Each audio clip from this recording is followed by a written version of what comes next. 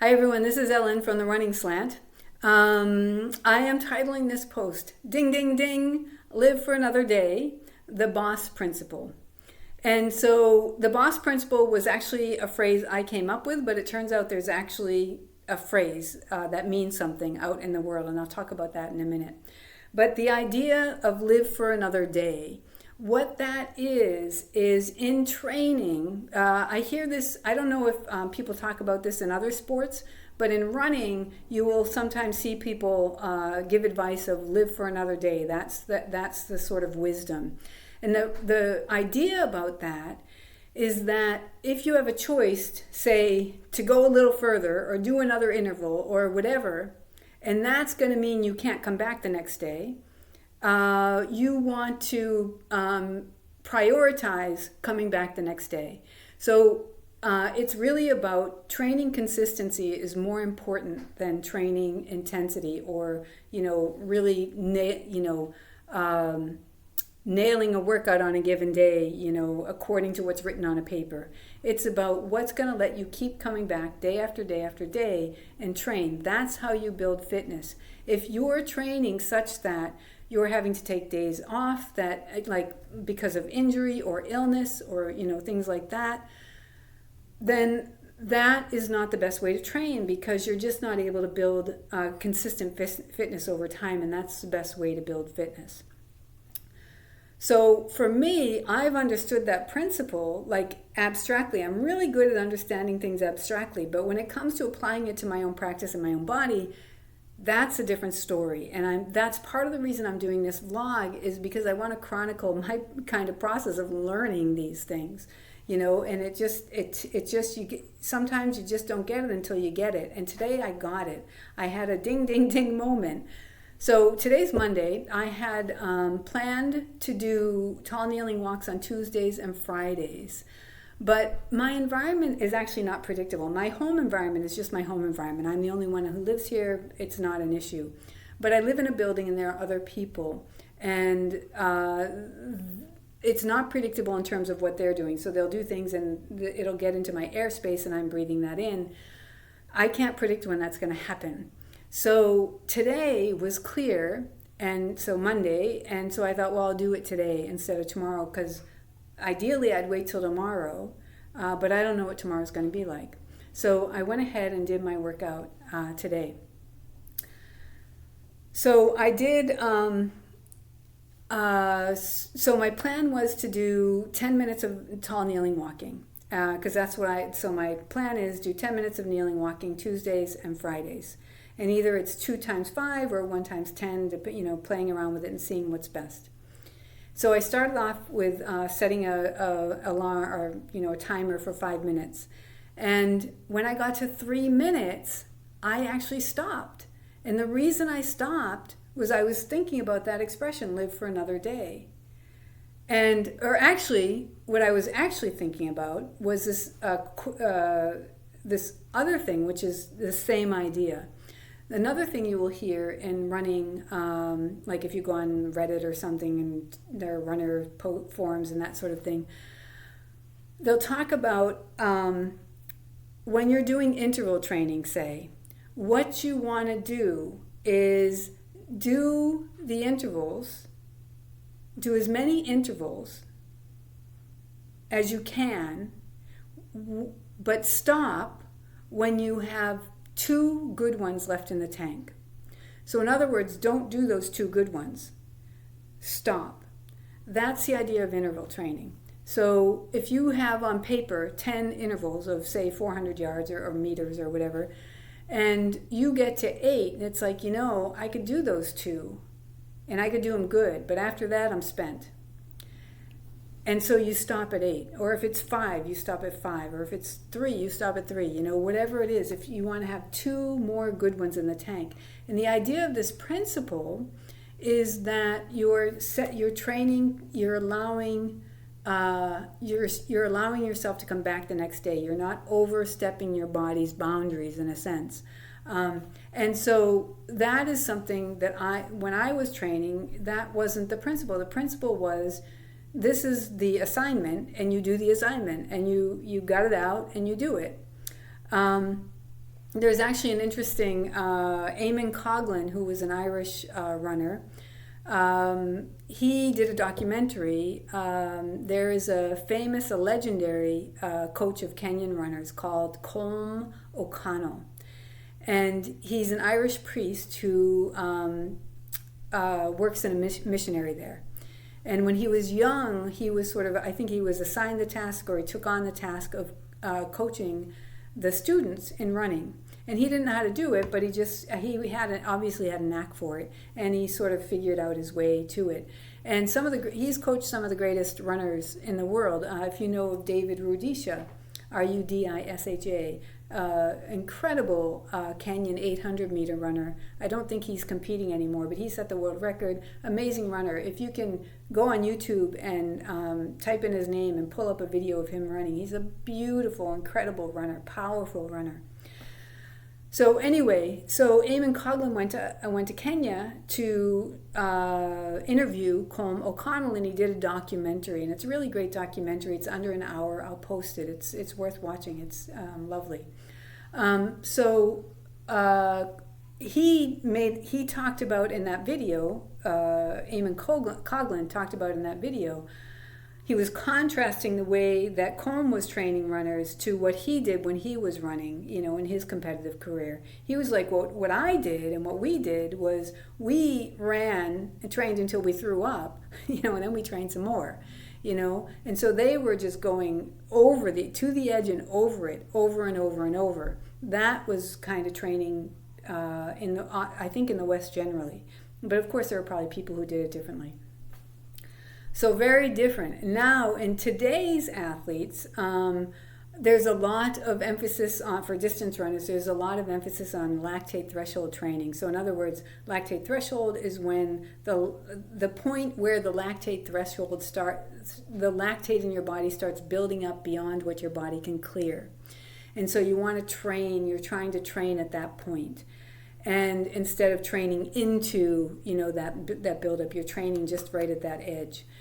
And that's been popularized by the Ingebrigtsen brothers of Norway. So I'm getting a little geeky here. I'm actually not that hugely knowledgeable about running in the bigger picture. Like I couldn't quote you, runners and times and all that kind of stuff. But I really love stories, and I'm interested just generally about training. So I tune in to things, and I'm interested in it. But so anyway, so when you train there at that lactate threshold, you're not training as hard. So it's easier training, but you get tremendous benefits, and it's easier on your body. So it's interesting that training that is easier on your body actually has better longer term results, and even shorter term results.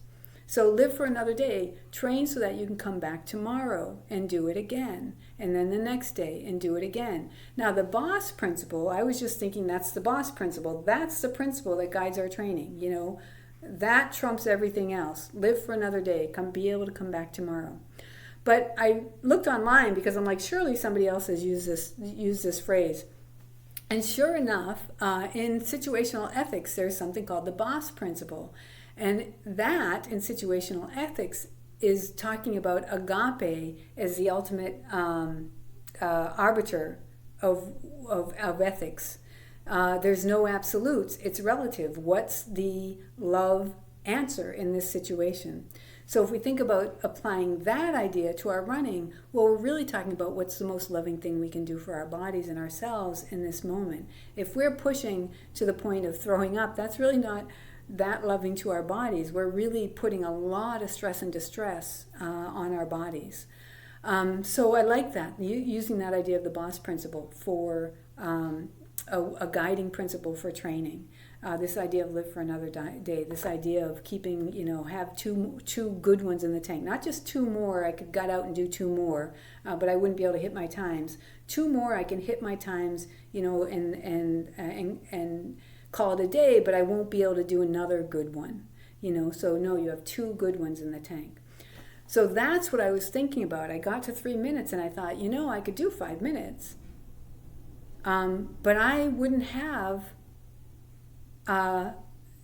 2 more minutes in the tank. I don't know how you would phrase that. but I would be going beyond that point. It's almost like, what's the most satisfying for my body? Sort of like when you eat. You know, you can eat not enough, you can eat too much, or you can eat that amount that's just right. That's just right. Or you can eat the food that isn't really nourishing your body, or you can eat the food, you know, that's nourishing your body. And it's like, what's the thing that's, you know, most helpful for my body, most nourishing, most loving to my body? Same with training. What's the most loving thing I can do in this training session for my body? And it's not about what's on the piece of paper. When we get to the starting line, whatever that is, it's what's actually happening in our body and making that decision. The training schedule is really important because it gives you a sense of the lay of the land, but then you adapt it, you know, day to day to day. You have a general training block where you're seeking to accomplish these things, but again, you're adapting it based on what's actually true for your body. When I was first trying to make sense of training, what I had to learn, like, one way to think about this, I guess, is what I'm trying to say here is, or another aspect of this is, what's your true starting point? And I think I said this in a previous video. A lot of us, I think, train beyond what's actually true for our bodies. And so when we're doing that, we start to ask questions about that, what's really true for my body. Then then I believe that the work is about what's my real, working to figure out what's my real starting point. And for me, that meant I had to scale back and scale back and scale back. And the same thing here, having to scale back. I did not learn how to train in a way that was loving for my body. I learned how to train in a way that was forcing my body beyond its limits, believing that was the best way to train it. I'm sorry if you hear that music outside. Someone stopped outside and they're playing music. But anyway, so that's why ding, ding, ding, live for another day, the boss principle, because I had a moment of epiphany. I finally started to understand the difference. Like I started to understand that principle as it related to my own body. And it was like suddenly at 3 minutes, I'm like, you know, this was satisfying my body, satisfying for my body. If I do more, it's gonna be detrimental to my body. Like I could just feel that. I could just sense that. And so I stopped, and that's it. 3 minutes. That's what I did today. I did do a couple other things before. I did a little bit of warm-up stuff. I did what I'm calling body drags, which is, if you think about a baby, they're crawling, they start crawling on their arms, so you're laying down. Military people do it, you know. So I just was like, yeah, just lying down, prone on my stomach and crawling forward, and I did that 1, 2, 3, 4, 30 drags. And I did a few other things as warm-up, and then I did that. And that felt like enough, and it felt like it was good. Now, the other piece that I want to bring in here is really interesting. When I was first diagnosed with chronic fatigue, the doctor that diagnosed it drew a graphic on a piece of paper, and she drew a line across, and she said, and above that line was healthy people, and below that line were people with chronic fatigue. And she drew a line like this, and she was demonstrating or graphing out or showing visually this training idea. So people who are healthy, they train, they do something. So here's the line. They do something that's exertive, you know, that puts us, you know, that asks more of their body than it can quite do right now. And then they recover and they go down, but they don't go all the way back down. Then they start going up again, and then they train. And so it's this idea of this boom and bust training. So train, you know, to a peak, rest and recover, train some more, you go higher, rest and recover, the spot that when you rest and recover, you don't go down as far as before, and then you train and you go higher. And so it's this constant kind of upward cycle if you're doing it right. But I call that the boom and bust cycle of training. Train hard, rest and recover, train hard, rest and recover. And the ratio of training hard and rest and recovery depends on, you know, your fitness level and what you're training for and all that kind of stuff. So it's going to be different for everybody and different for each person depending on where they are in their training and their fitness level, you know, at a given point in the year or whatever. So then she, below the line, people with chronic fatigue, they don't have the resources available to recover from what they did. if they do that extreme, or more intense testing of their limits.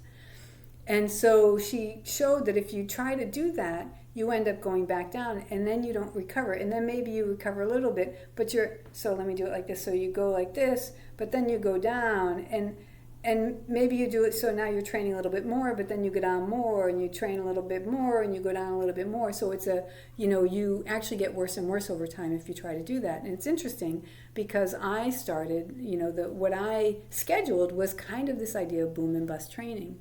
And that may not be the best approach for me. The reason I did that was because I did try walking around the block every day. And my thought was I'll walk around the block for a week or two, and when my body adapts, I'll walk a little bit more. But it didn't work. It was just exhausting me. And in hindsight, I'm like, well, I guess that was too much for my body. I had just decided a block would be not very much, and my body should be able to do that. But clearly my body wasn't able to do that. So if your starting point is walking half a block, then that's your starting point. And then you go a little bit further. It's not about pride. It's not about, proving yourself. It's about what's actually there and true for your body. So anyway, 3 minutes right now was true for my body today. So I'm deciding, I'm not sure what that's going to mean for tomorrow. I don't know if it means I'll come back and see if I can do another 3 minutes, or push it, meaning see if my body has opened up to a little bit more, or if I can do a modified kind of boom and bust in a weird sort of way where I do that satisfying bit and then give myself some rest and see if I come back in a few days what that is. So there's this other principle in, or not a principle, but, I guess you could call it a principle. There's this other aspect of training, maybe we could call it, called supercompensation, and it's really just something that happens in the body. And the idea is that you train, you give your body a training stimulus, and then you rest and recover. And there's this sweet spot where you rest and recover just enough. You don't come back too soon, you don't come back too late. And when you hit that sweet spot, that's that supercompensation spot, you can do what you did before with ease and more, and then some. If you come back a little bit early, you're not going to be able to quite get that, as much out of it. If you come back a little bit late, you're going to have lost a little bit of fitness, and again, you're not going to get as much out of it. So it's different for everyone, and it's different depending on fitness level, but it's an interesting concept, and I learned about it from, I think it was the book Convict Conditioning. I might be wrong about that. I think I learned about it from him.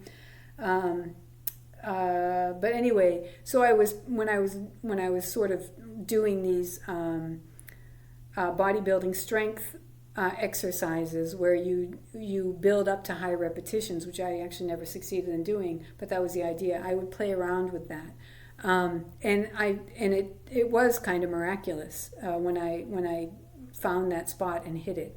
But anyway, so those are all the different principles. So in terms of what I do next, not sure, I'll play it by ear, I guess, and see. It'll be, because I don't want to overdo, I might err on the side of not enough, and maybe on Thursday I'll do another 3 minutes and see how my body does, instead of trying every day right off the bat, just seeing and then adding in a day, something like that. So anyway, that's my report. Another thing I want to do, update on my Achilles insertion site injury, completely resolved. So it was interesting, after I had said, I believe it's a homeopathy remedy, but I can't say for sure because I didn't try not doing it. Well, after I tweaked it, I did try not doing it, and it didn't get better. And then the next day, I actually started a new remedy, so I took that, completely resolved. Not an issue, not an issue. So I'm a big believer in homeopathy, to each their own, but I feel like it's helped me a lot. I feel like it's gotten me to where I am. So I'm really grateful for it. But again, to each their own. So I do think the homeopathy remedy helped my Achilles, and it is not an issue at this time. I thought I'd show you two things in this video. One is another version of a soleus stretch, and the other is this cool I guess you could call it a shoulder opener that Lawrence Lindgren showed that I really like. And actually, if I think about it after I show you that, I'll talk about this idea of something I started to understand about the running motion. We'll see if I get there or if it comes in another video. So let me just get to another space where I can stand up and show you what I'm doing. Okay, I'm back. I actually am recording this a little later in the day. Before I show you the soleus exercise, the additional version of the soleus progression series that I showed you, I just wanted to give you an update. I forgot to give you an update about my training from last week. So in my last video, I showed you the tall kneeling walk and the tall kneeling balance work that I was doing. And I had shared in the notes beneath that I had created a schedule where I would do tall kneeling walks Tuesdays and Fridays. And I recorded that video on Thursday, and it turned out that that video, that demonstration, ended up being my workout. I was wiped and I needed to take a few days off. I was stretching throughout those few days, but I really was resting. That was my primary work during those few days. And then yesterday I started to feel like I had a little more energy. So I was stretching a little bit more. And then today it felt like I could do something. So that was part of, that experience was part of, I think, what went into me being able to catch that moment today in the tall kneeling walks. That 3-minute point, that's it. So what I want to do is just learn what is really my starting point and really be able to build up instead of continually pushing myself over the edge and being frustrated. There's no point to that. So, and I also had said that I would show you a shoulder opener and talk about how that's related to the running motion, but I actually think that's a little bit too much for this video, so I will do that in another video. But I do want to show you the other example, the other variation of the soleus progression that I'm kind of using to guide my own work on opening up my soleus. Okay, so it's pretty simple. So I'm in a tall kneeling lunge, and what I do is I just lean forward, just kind of lean forward with my hips, shift forward, I guess is the way, with my hips. And then once I'm in a good stretch position, so this could be it, and I would just work on holding my heel down. But this is actually the advanced version of the one I showed last time with the knee braced into the wall. So this is a more advanced version, and I'm looking for a less advanced. I'm looking for a progression to that exercise where my knee is locked in or braced into the wall, or using the wall for bracing.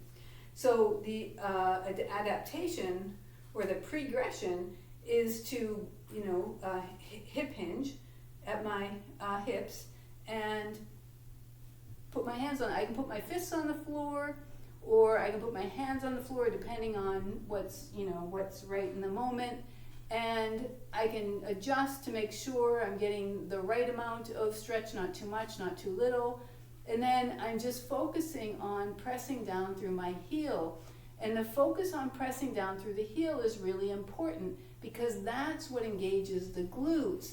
And so even though I'm not getting the extra weight of my body as part of the glute exercise here, I'm still getting a glute work. So this would serve, in my mind, as a foundational exercise, building up some glute strength here before adding the extra load of the tall lunge where I'm getting all of my body weight into it. So I really like this version, and this is the one that I'm going to be working on. And I get it a lot of, I notice a lot of it in my quads too, so it's it's building strength too while I'm doing this. And again, I shoot for 5 minutes, but of course, I sometimes have to work up to that. It's not necessarily 5 minutes right off the bat. I have to build up to that. That variation that I showed you can be taxing on the forearms, So I'll sometimes need to, I notice I have to take breaks between the left and the right side. So anyway, I'm really happy about that variation.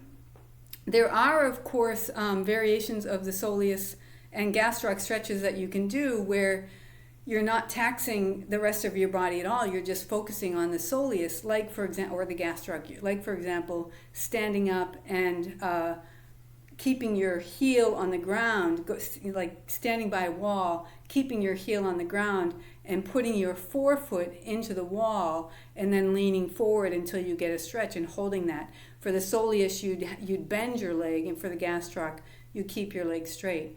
But I'm not getting part of what I'm trying to do here with the tall kneeling walks and then all of this soleus stretching work is I'm trying to strengthen and start to engage my hips. The idea being that possibly the reason my soleus are sort of endemically tight is because they're having to do the work, do extra work, kind of pick up the slack for what my hips and pelvis aren't able to do. So that's a part of what I'm thinking here. So anyway, that's it. Thank you for listening. Thank you for watching. I hope there was something useful for you. And I will be back later.